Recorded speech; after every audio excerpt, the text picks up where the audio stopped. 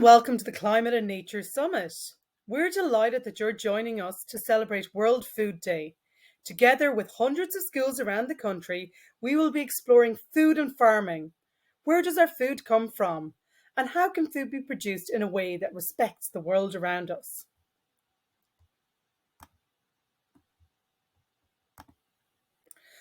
Today we'll be learning about different types of farms, how common certain types of farms are in Ireland, how farms can work to help nature.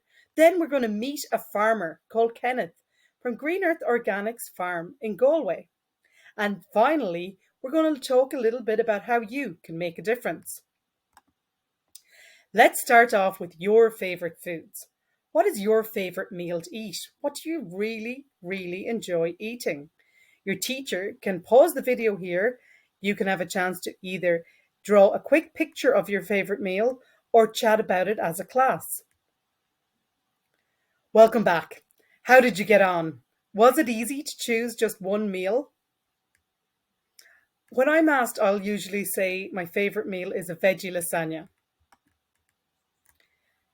So, what kind of foods make up part of your favourite meals? As we know, usually our foods don't grow in the ground in exactly the same way that we eat them. Food needs to be cut, prepared, combined with other foods, and cooked in different ways to make the delicious meals that we love. Let's have a look at Anna's favourite meal. Her favourite meal is spaghetti bolognese. She loves the way her granddad makes it for her. It might be different to how you're used to eating it, if you do. So do you know what the ingredients are? Pasta. Pasta is made from wheat, which is grown sometimes in Ireland. Tomatoes are used in the sauce. These can also be grown in Ireland. Onions are grown quite easily in Ireland and they're used to flavour the meal. The meat usually used in this meal is beef, which is grown in beef farms in Ireland. And then sometimes we add carrots, and all of it is cooked up using olive oil. Now it's your chance. Can you look at your favourite meal and see what different kind of foods are used to make up your favourite meal? You can pause the video again and to have a chance to chat about or draw the ingredients that are part of your favourite meal. How did you get on? Did your favourite meal include any of these items that I have up here on the board? What different foods did your class think of? Now let's have a look at what different whole foods combine to make some of our favourite foods. Like we talked about a minute ago, pasta is made from wheat. And sometimes it uses eggs as well as olive oil. What about the cheeseburger? There are lots of different elements in a cheeseburger. Firstly, of course, there is the meat, which is usually beef, and these are often produced in Ireland. The cheese also comes from cows, but it's created in cheese is made using milk, which we get from dairy farms. Wheat, as we mentioned before, is used in the buns of a cheeseburger. Lettuce is grown widely in Ireland, as are tomatoes, and we can see a little tomato plant here. Now, it's nearly time to meet our farmer, Kenneth. First, I want you to think about what you know about farms. Close your eyes and think about the farms you know. You might be really familiar with the farm from home. You might have read stories about farms, seen them in TV shows or films. Think about everything that you imagine you would see on a farm.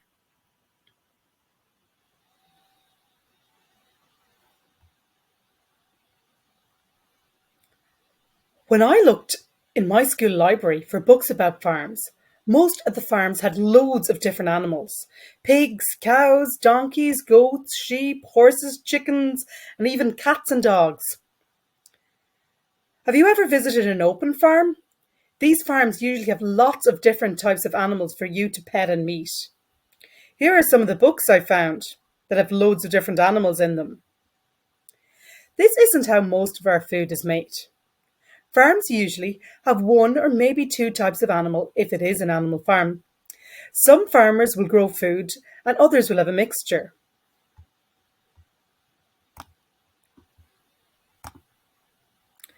What types of farming can you name?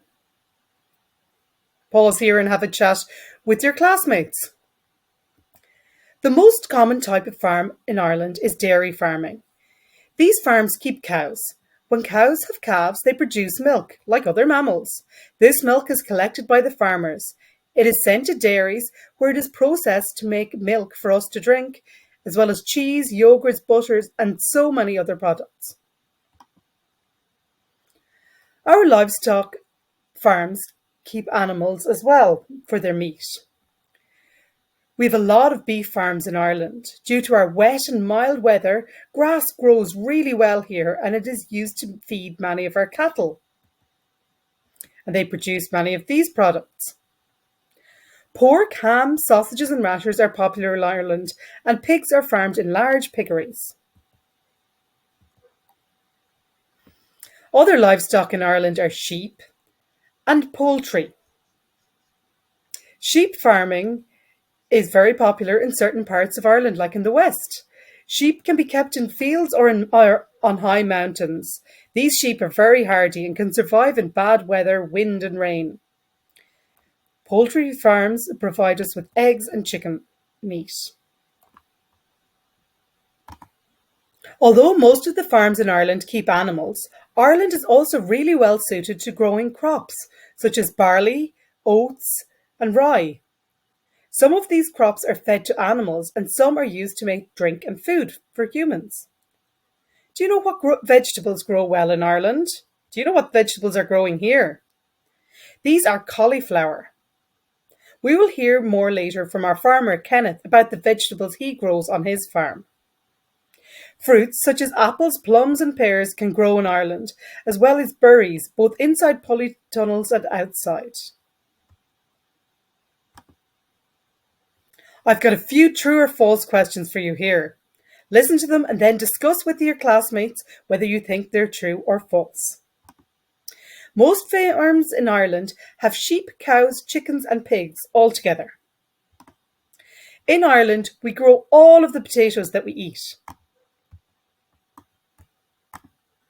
Farmers in Ireland can protect wildlife while they grow crops and keep animals. It rains too much in Ireland to grow most foods. Okay, let's have a look at the answers. Most farms in Ireland have sheep, cows, chickens and pigs. Like we talked earlier, most farms don't have a huge variety of animals and they focus on just one or two types of animal. In Ireland, we grow all of the potato that we eat.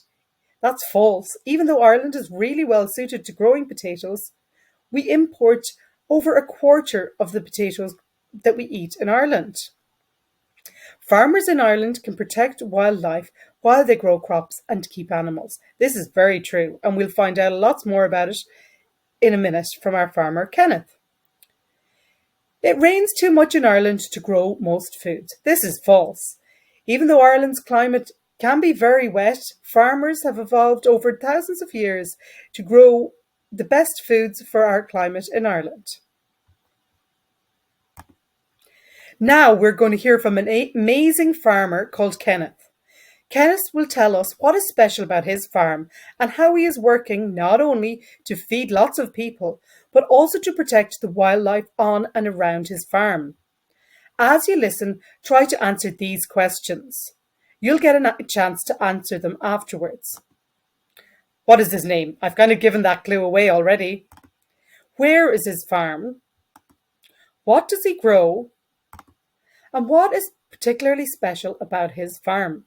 Listen carefully and we'll chat about it in a minute.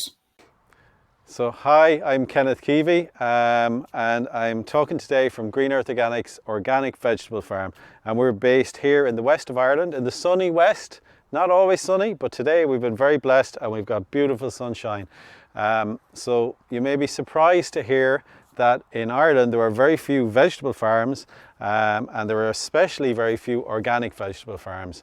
So Green Earth Organics is an organic vegetable farm. We grow vegetables without chemicals, and that's what makes us a little bit different to other farms in the area. So we grow lots of different vegetables here on the farm. So most of you have probably eaten carrots, and I'm assuming you all love your carrots. I'm also going to make the assumption that most of you know what broccoli is, and many of you don't like broccoli, or at least that's what we hear. And I have a 9-year-old son myself, and I know he doesn't like broccoli, but he does like carrots. So we grow loads of different vegetables here, and right behind me we've got kale, green kale. That's very, very good for you, and people like it. Children don't like it, but it's actually quite versatile.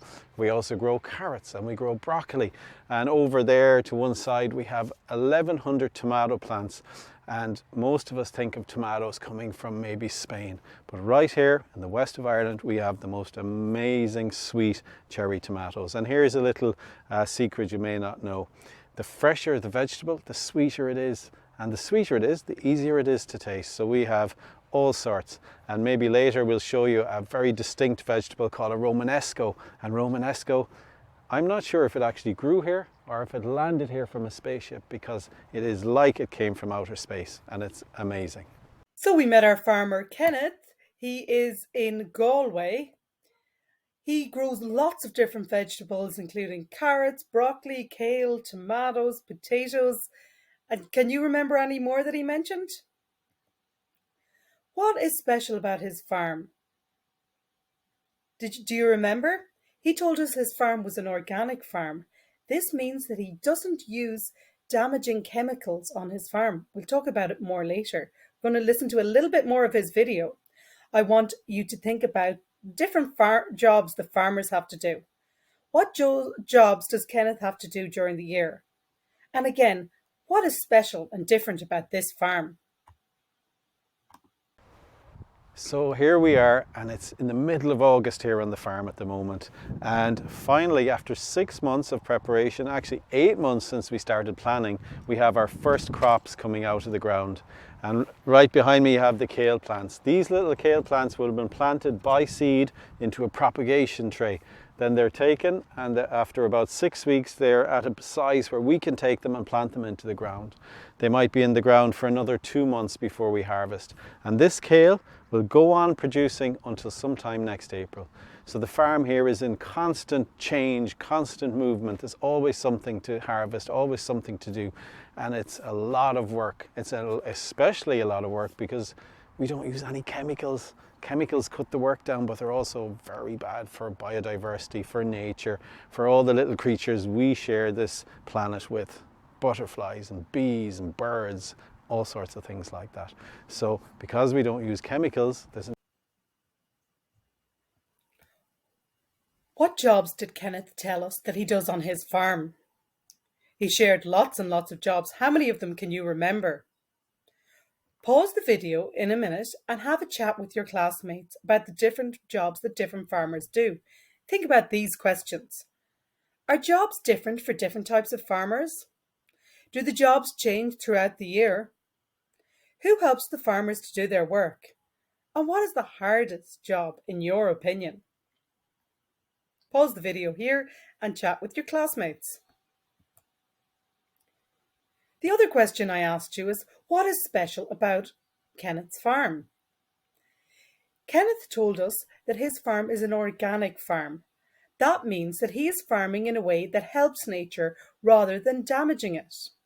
A lot of farms spray chemicals to kill insects and to make their soil more fertile. But on Kenneth's farm, he doesn't use harmful chemicals, and he does things like growing more trees and wildflowers to encourage more insects and wildlife on his farm. One of the big jobs that farmers have is to look after nature on their farms. What wildlife should we see in the Irish countryside? This is another chance to pause and to talk to your classmates, maybe to the person beside you, about these different questions. What different animals, plants and insects do we see in the Irish countryside? Pause for a minute and then we'll see if you've come up with any of the same ideas as I have. What about these animals? Did you come up with any of these? Of course, we've the Madra Rua or fox, Brook badger, Gráinneog, which is a hedgehog. This one we might not have been sure about. This is the Dallog Free or the pygmy shrew. Down here we have a Loch Air, the field mouse, the Irarua or squirrel, Madra Ishka, the water dog or otter. If a farm had rivers nearby, it might have these. And then the Asog, the stoat. Not all of these animals would be very welcome on every farm. Can you think why some of these animals wouldn't be welcome on a farm? What about the flowers and insects that you might see on an Irish farm? Here are some of them. Can you name them? Of course, here we have lots of different insects, bees, lots of different types of bees, worms, woodlice, spiders, butterflies, and there's so much more insects on a healthy Irish farm. Here are some wildflowers. There's devil scabious, ragworth, dandelion, clover, and so much more. There are hundreds, maybe even thousands more, and they need to be protected. Let's hear from Kenneth again. This time, while he's talking, let's think about these questions. How is Kenneth helping the wildlife on his farm? What does he not want to put on his plants? Why does he not want to use chemicals on the land? And what does Kenneth do to help the bees and other insects? But never mind that, how about all the other beautiful creatures we share this planet with? How about the bees? How about the butterflies? And all the bacteria that are in the ground, and the little beetles and the little flies, they're all going to be affected by these chemicals. We have 6 beehives on our farm, and there was a chemical that was used in production of food up until recently that really hurt the bees.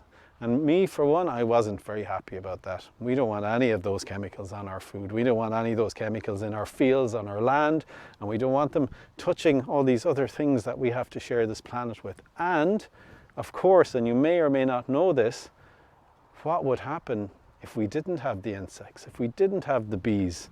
Where would our food be then? And I can tell you, it wouldn't be in a very good place. Apples, for one, those lovely Irish organic apples in October, we might not have very many of those. So chemicals have a place, but it isn't on our food. So on organic farms, there are no chemicals. So we have, I mentioned earlier, we have beehives on the farm, and those beehives are put here by the Beekeepers Association of Ireland, and they put them here. And we had a beekeeper who came here a couple of weeks back, Jerry, and he said he manages 6 apiaries. Apiaries are where he has hives in all these different places, and he's never seen bees as productive as he has seen on this farm. Now that's helped because right next to me here in a field we had 2 acres of beautiful wildflowers, especially not just for the bees get a bonus out of it, but we do too. They enrich the soil, those flowers. They're clover. Clover is a magical plant. It helps the bees, but it also helps fertilize our soil. So we have a very rich biodiversity. And do you know what biodiversity means? It means the birds we like to hear singing. It means the bees, the beautiful butterflies, the flies, the bacteria, the beetle, the bugs, everywhere. It's a living organism. And once you introduce chemicals, all of that goes away. But right here, we have had so much diversity. We obviously have an awful lot of trees. We have about 7,000 trees planted on the farm, and that helps, as you can see behind me, with homes and habitats for all these creatures. So that's the benefit of food and nature working together. So at the beginning, I said there was very few vegetable farms in Ireland, and that is true, there are.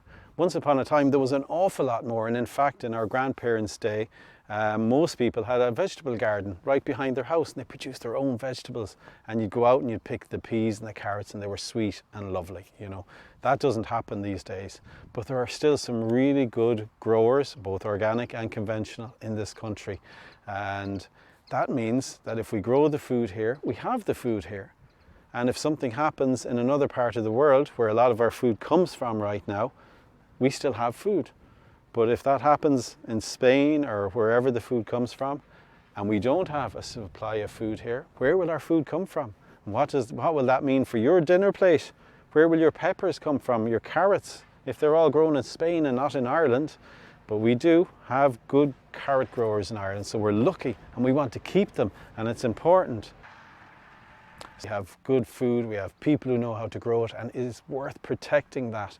You might want to get involved in that someday, and you might want to know where your carrots come from, and that's important. And it's very important because we still want to eat carrots. We all do. I'm sure all of you do.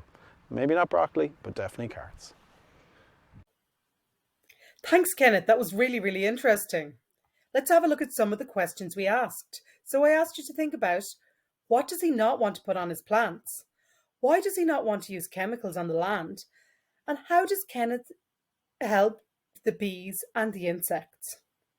So hopefully you remembered that Kenneth doesn't want to put chemicals on his plants. He knows that they kill insects and other wildflowers. They're invisible on plants, and he doesn't want people to eat them either. Kenneth keeps beehives, he grows wildflowers, and he doesn't spray weed killers, as well as planting lots of trees. I think he said over 7,000 trees to protect the wildlife on his farm. Kenneth mentioned all of the things that live in our soil. Insects, microbes, worms, so many different microorganisms trying to break down soil. They don't look as big as this in reality, and a lot of them are microscopic and you wouldn't even see them with your eyes. If farmers spray too many chemicals on the ground, these living things can get damaged. This means that our soil is not as healthy as we need it to be. It means that our food doesn't contain the minerals and vitamins that we need. And it means that it's much harder for us and animals to stay healthy. What can you do? Have you any ideas? Pause the video and have a chat with your class. Here are some of the ideas I had. Firstly, talk to everybody at home about what you have learned today.